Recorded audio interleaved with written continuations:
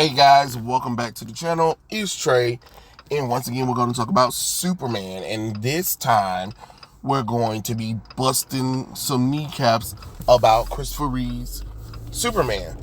And the reason why I want to bring this up is because we got to stop comparing Superman to Christopher Reeve Superman. I'm sorry, that is tiresome. I am so sick of everybody trying to put Superman, Christopher Reeve Superman, on this unattainable pedestal, and then trying to diminish Superman in general, because it needs to stop. I'm so sick of everybody who come up with like, oh, the reason why we didn't like Man of Steel, or the reason why we didn't like this version of Superman, or blah blah blah blah, is because, it wasn't like how Christopher Reeve Superman is.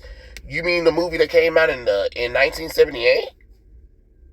While the character is almost over 100 years old right now, like, you're comparing one version, which really wasn't all that accurate to the character,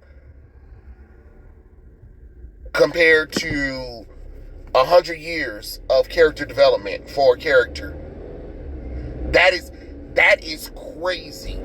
That is crazy. Because I noticed another thing too is that, all we want is the hopeful big blue Boy Scout Superman. No, you don't. No, you don't.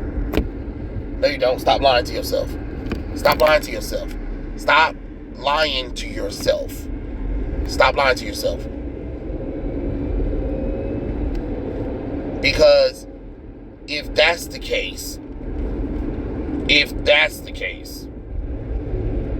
people would have shut up for Superman Returns. And that was, Brandon Roth's Superman Returns was literally the sequel to all of the Superman movies that Christopher Reeve did. He was the big blue Boy Scout. He was still the doting nerd, and the Lois and all that kind of stuff, or whatever. He was that. He was that. No, what y'all want is y'all claim that that's what y'all want. But notice a lot of Superman stories, a lot of major Superman stories, besides like All-Star Superman, don't really have that big blue Boy Scout Superman story. I mean, that a lot of some of the greatest Superman ones don't really deal with him being the gullible man of tomorrow that a lot of people claim that they want. I'm just being honest. But people, you gotta let that go. Like, think about it. We had Linda Carter's Wonder Woman, but we do put Linda Carter Wonder Woman on a pedestal, but we don't say that Wonder Woman isn't allowed to do other things, and we didn't. And because of that, you got Gal Gadot's Wonder Woman. You get what I'm saying? Granted, that second movie wasn't all that great, but we still allow that character to grow and change. You get what I'm saying? Batman. For a lot of people, there's two definitive versions of Batman, and that's Adam West's Batman and Michael Keaton's Batman. And those Batmans ain't really nowhere close to Batman. You know what I'm saying? So again, you can't put these characters on a perpetual thing and not allow changes. You can't demand that you want changes or you want certain things, but then when a movie or a show put a little spin to it, it's differently. And I know what some people's like, well, how come you don't want to give James Gunn Superman a chance? The reason why I don't want to give James Gunn Superman a chance is because y'all didn't let Henry Cavill Superman have a chance. You didn't. You criticized because you went. A lot of people criticism goes all the way back to damn fucking Christopher Reeve Superman.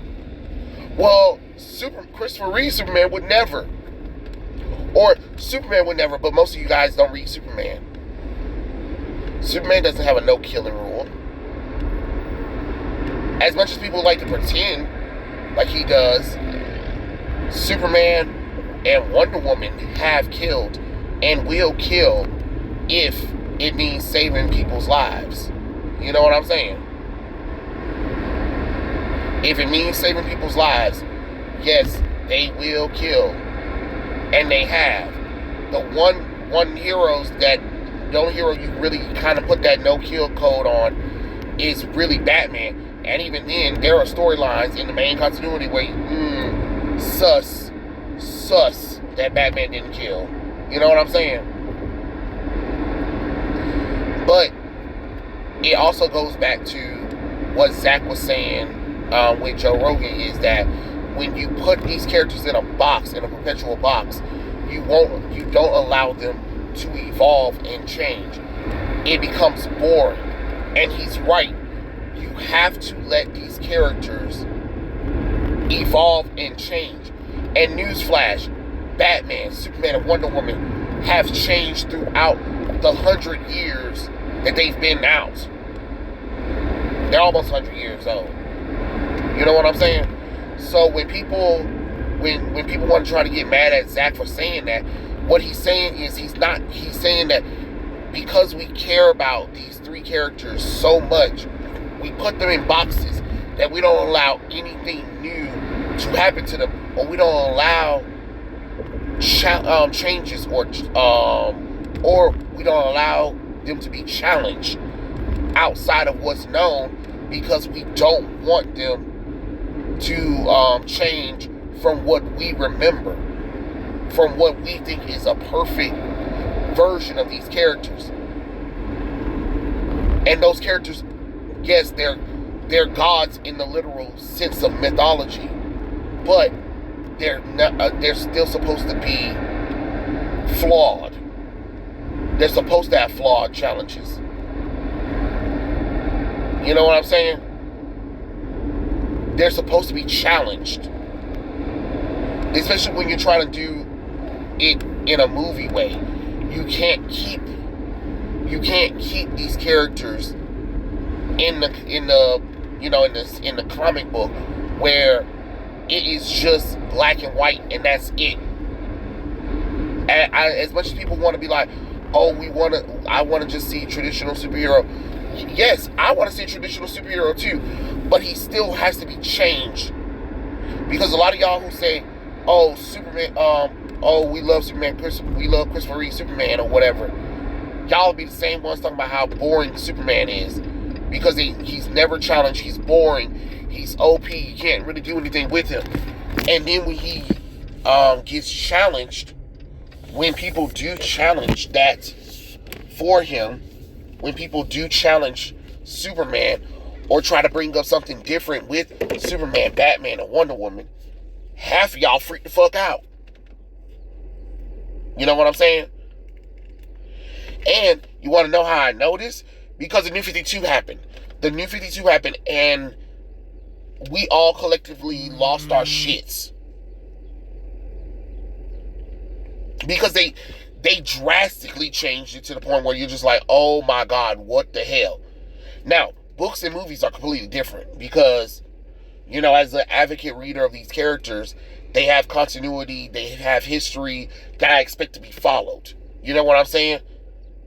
I understand there's alternate realities, so I get that. But when you're asking me to follow the main continuity of things and you drastically change it up, of course, as an advocate reader of comics, I'm going to be fucking pissed off. Because I'm going to be like, what the fuck you doing? You know what I'm saying? But when we're talking about movies and shows, you change up the formula a little bit, but not to the point where we're doing the same shit. You get what I'm saying? You can't keep Superman in the Christopher Reeve Superman box. You just can't. Oh, God. Oh, shit. Damn it, I couldn't pause in enough time. Sorry about that, y'all. I was trying to pause it before I coughed, but it didn't happen. But anyway, you can't keep Superman in the Christopher Reeve's box and then get mad when somebody steps outside that box to challenge y'all with something different. And then immediately you go back to, well, in Superman, the Christopher Reeves movie, Superman wouldn't do this, blah, blah, blah, blah, blah, blah. Christopher Reeve Superman would never, blah, blah, blah, blah, blah, blah. The defendant Superman, blah, blah, blah, blah, is Christopher Reeves. You can't do that to Superman. And y'all constantly keep him there. No matter what material they do with Superman. For some reason, especially when you hear criticism on YouTube, it is always about Christopher Reeve Superman. It can't be Christopher Reeve Superman. It cannot always be Christopher Reeve Superman. You cannot base the ceiling of approval of a character on Christopher Reeve Superman. Because some of the things that happen in some of the stuff that happened in Man of Steel that y'all like to criticize happened in your precious Christopher Reeve movies too. He killed those Kryptonians. You know what I'm saying? He pulled an ass move with the whole reversing of the the world to save Lois. You know what I'm saying? There was destruction. You had a manic Luthor. Not the bald-headed swole guy that a lot of you guys were talking about. Oh no, we had a manic Luthor. Come on now. Come on, somebody. Or did y'all completely forgot about that? You know what I'm saying? Oh, but because he wasn't a but because Henry Cavill Superman wasn't as bumbling of an idiot as Christopher Reeve Superman, or because he didn't save his father from a tornado because he had a big argument, and if you was a parent, you know when it's correct for your child and when it's not correct. And that's the lesson that had to be learned. Well, some people are like, well, they could have let him do a heart attack. Okay, but they've done that plenty of times. But that's not the origin of Superman, though. I think the whole point of him having that guilt, letting people know that he feels terrible for having this argument with his father, and really, like people saying, oh, he could have saved him. Clark thinks that he could have saved him too, but his dad knew he wasn't ready because he didn't really have full control of his powers and abilities. And he knew that if he revealed himself, he knew the military would come after the Kents. He knew that they would try to do anything they could to get his son. And a parent's first priority is to protect their child. Adopted or not, that is my child. I don't want the government involved in my child's adolescence or growing up, regardless of the situation. So yes, that means that if I had a child today and that child had the powers of Superman, whether adopted or not, that's my child. I will raise my child how I see fit. I do not think the government should be involved in my child's development. And if that child did have superpowers and abilities, I would not want that child to be freely using their powers and abilities, knowing they can't really control it, their abilities, to try to save people's life just for the hell of it. I will want them to enjoy their life, and if the calling to do great things is there, yes, but when in reason. Because nowadays, with cameras and social media or whatever and stuff like that. Oh, the government could have been on us about 3.5 seconds. So we have to make sure we keep things secretive. Because it goes back to this thing. Okay, so I was looking at this. I was looking at this guy. He did a comic book, his Impound character, right? And he was talking about how his character could be Cyclops or whatever. And he was like, yeah, Cyclops, because all Cyclops got is optic blast. But my character got laser beams, and he also got telekinetic abilities, and he also got super strength and flight. What? But his main power is his laser eyes, right? And I'm thinking to myself, like, that doesn't make logical sense, right? I know some of y'all are like, where am I getting to? Okay, so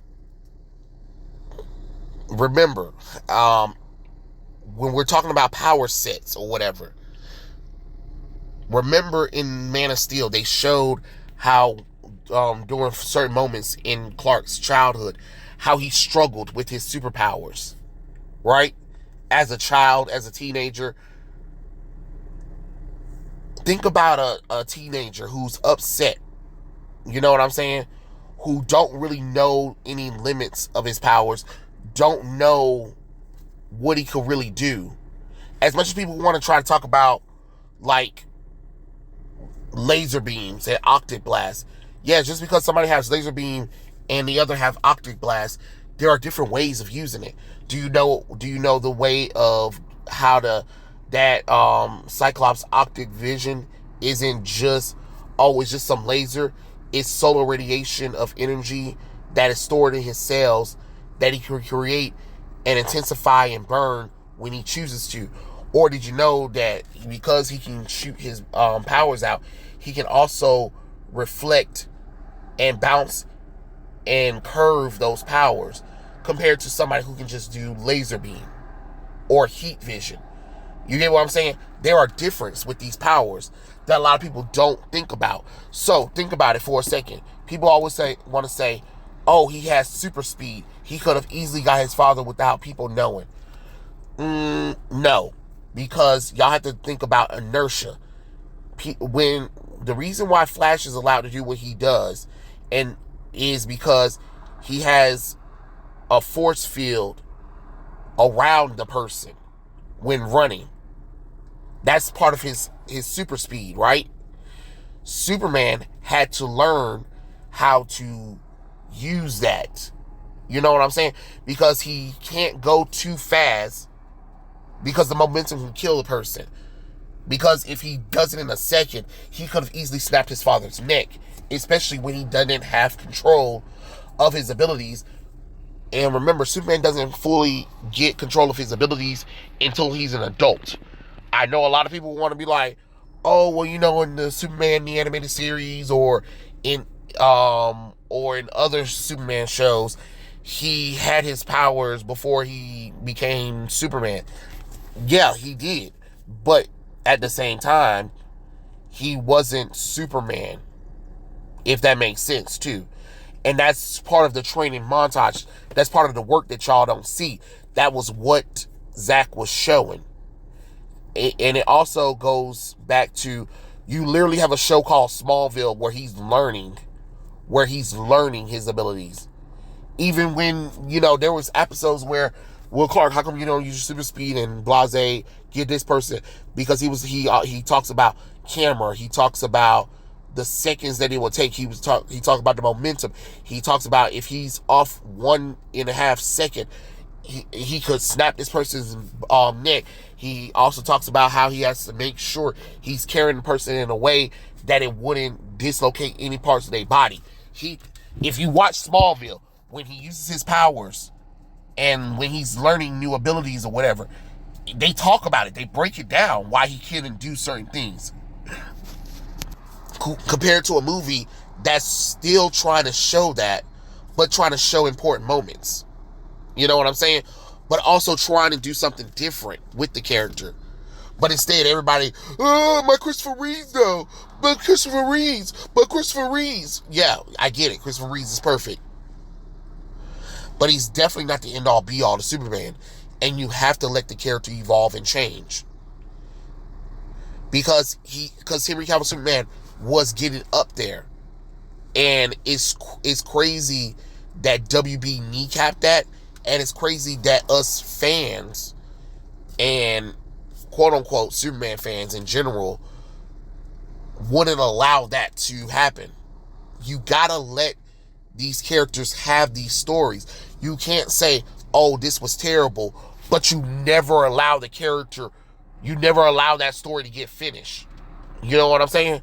You have to allow the character to grow and change. You have to allow that story to happen. Because if you don't, you can't complain when something new happens and the story doesn't. It doesn't turn out the way you want it. You know what I'm saying? Because let's be honest, what if the James Gunn movie comes out and you know, he goes and he does the same shit that Zack Snyder kind of does, right? Just with a little bit more dicks, farts, ass jokes, a little bit more of a carefree, and then y'all be like, oh my God, that's amazing. What? Then that'll show the hypocrisy. That'll show the hypocrisy. Just like right now, when some people are trying to say, oh, the suit looks amazing. And I'm like, really? Because most people hate the new 52 suit.